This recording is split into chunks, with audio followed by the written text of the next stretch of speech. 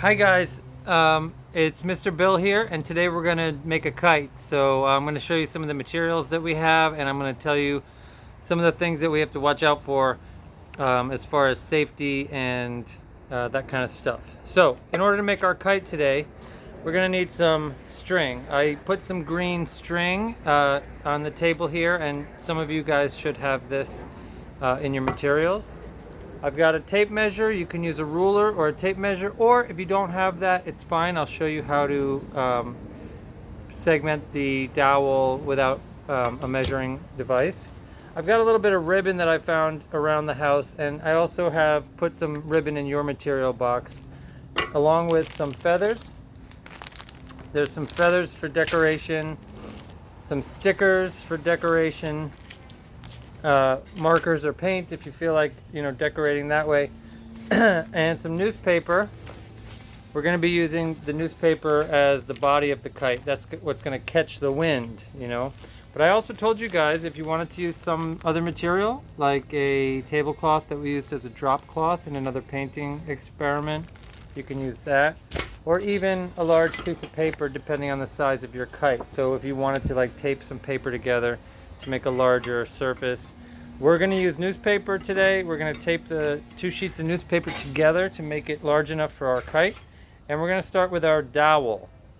Our dowel is about 47 inches long, and in order to make a kite, we need to make a cross with the vertical section is going to be longer. It's going to be 24 inches or 2 feet long, and the horizontal part that makes the T is going to be 20 inches long. And if you see on my dowel, I've marked some areas where I'm going to cut it. Now, cutting it is the first thing I want to talk about, because in this project it says to use a small handsaw, but that can be dangerous, and if you're not with a parent or some kind of adult supervision, it can get very dangerous. I'm going to cut mine using a sharp knife, but what I'd like you guys to do is, if you don't have an adult around to do this for you, I'd like you just to break it as best you can.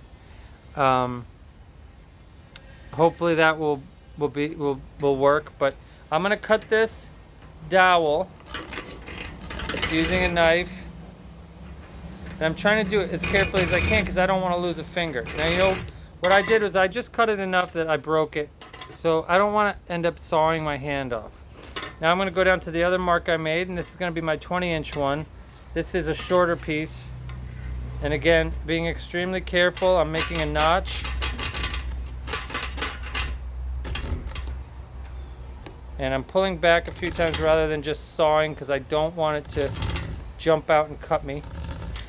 Now that I've made a little notch, I can go ahead and break that too, and it breaks very, very evenly and cleanly, as you can kind of see there. It's perfect for our use. All right, so if you see here, we have the longer piece, which is going to be our vertical piece, and the cross piece, the 20-inch piece, which is going to be the horizontal piece. Now what you're going to do is take your measuring device, whether it's a ruler or tape, and you're going to measure 6 inches down, because 6 inches down is where we want to make the cross. Now if you don't have a ruler, here's what I would suggest you do.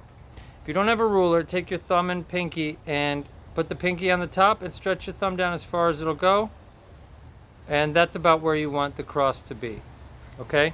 Once you get those 2 pieces, you're going to take some string, you're going to center the cross piece on here, and what we're going to do is we're going to take string and wrap it around in a pattern so that it secures the 2 pieces of wood together. Okay, and we're going to do that a few times around and tie it off. I want you to do your best. Don't worry if it's not perfect. And again, if you are without a measuring device, just make sure the 2 pieces are, one is a little bit longer. How much longer? Take a roll of tape. It's one roll of tape or 1 tape dispenser longer. So if you don't have a measuring device, just make one piece 1 tape dispenser longer than the other piece, and measure down by using your pinky and thumb to where the cross should be. So it's pretty high up on there. I'm going to come back and I'm going to show you, once I've got it tied up, I'm going to show you the next steps.